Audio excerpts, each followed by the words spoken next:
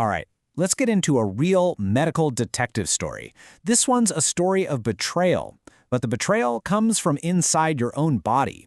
We're going to unravel a condition called Guillain-Barre syndrome.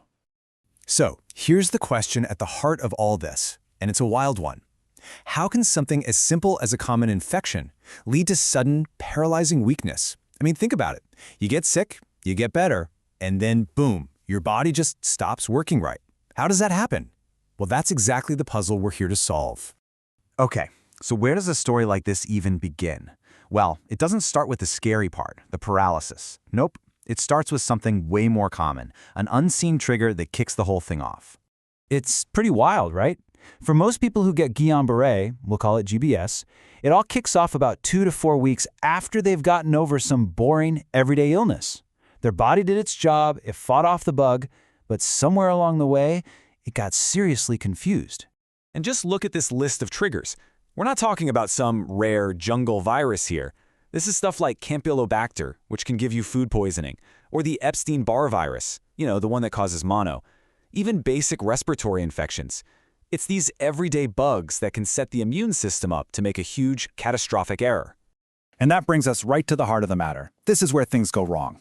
It's the moment the body's own defense system, its own army, goes totally rogue. Okay, so what is Guillain-Barre syndrome? At its core, it's an autoimmune disorder. That's the key. This isn't some virus eating away at your nerves. No, this is your own body. Your immune system soldiers, your antibodies, are mistakenly attacking your peripheral nerves. It's basically a case of friendly fire on a massive scale. So you're probably asking, why? Why would my body do that? Well, the best theory we have is something called molecular mimicry. It's a case of mistaken identity. Think of it like this. That bug you had was wearing, say, a red coat. Your immune system learns, okay, attack anything in a red coat. The problem? A part of your nerve cells also happens to look like it's wearing a very similar red coat. So your immune system, still on high alert, sees your nerves and attacks. And the progression of this is, well, it's terrifyingly fast. It might start with just a little tingling in your toes or fingers, that pins and needles feeling. But then, over a matter of days, the weakness starts to climb. It literally ascends up your legs, and within 1 to 4 weeks, it can peak, affecting your arms, your face, and even your ability to breathe. So what's actually happening to the nerves? The best way to think about it is to imagine your nerves are like electrical wires.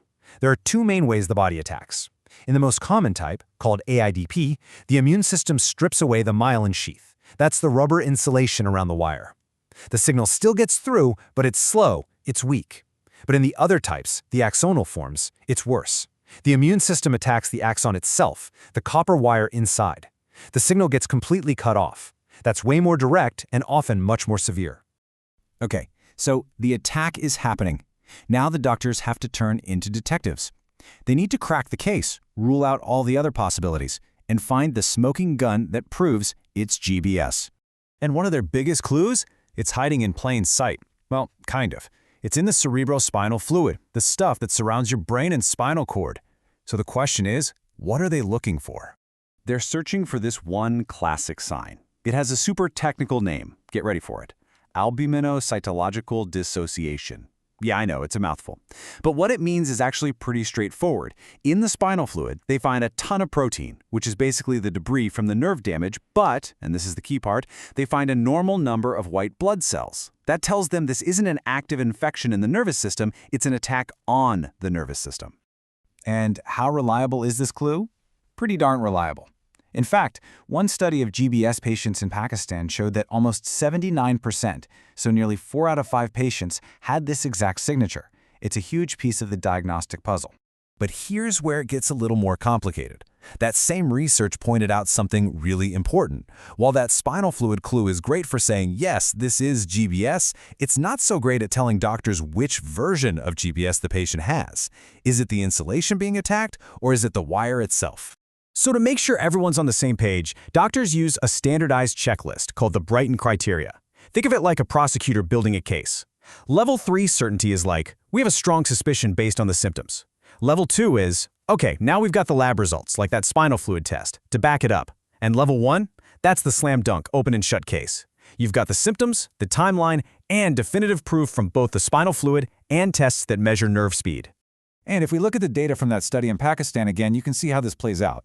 The demyelinating type, AIDP, the one that attacks the insulation, is the most common. Yeah, over half the cases.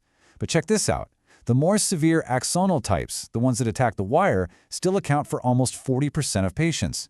That's a huge number, and it really shows why figuring out what's going on is so incredibly important. All right, so the diagnosis is in, the case is cracked, and now it's a race against the clock. The entire focus shifts from what is happening to how do we stop it right now before the damage gets any worse. And here's exactly why it's such a race. Remember how we said that weakness climbs up the body? Well, if it reaches the diaphragm and the chest muscles, you can't breathe. It's a full-blown medical emergency. As many as 1 in 10 patients will need to be put on a ventilator just to stay alive. So how do you launch a counterattack? There are 2 main weapons in the arsenal. The first is IVIG. That's basically flooding the patient's system with donated healthy antibodies to kind of dilute and run interference against the bad ones. The other option is plasma exchange. This is more like an oil change for your blood. They take your blood out, filter out the harmful antibodies, and then put the clean plasma back in. But here's the bottom line, and the research is crystal clear on this. Timing is everything. It doesn't matter which treatment they use. Starting it early gives the patient the absolute best shot at a better outcome.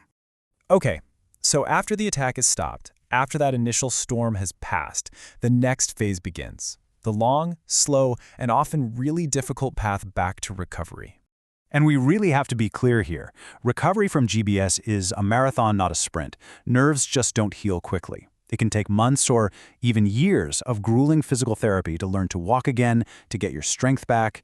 And for some patients, some of that weakness, some of those deficits, they might never completely go away. So when you put it all together, what does a condition like GBS really show us? I think it's just this incredible and kind of scary reminder of how fragile the balance inside our own bodies is. The link between our immune system and our nervous system is so powerful. And it makes you wonder, right?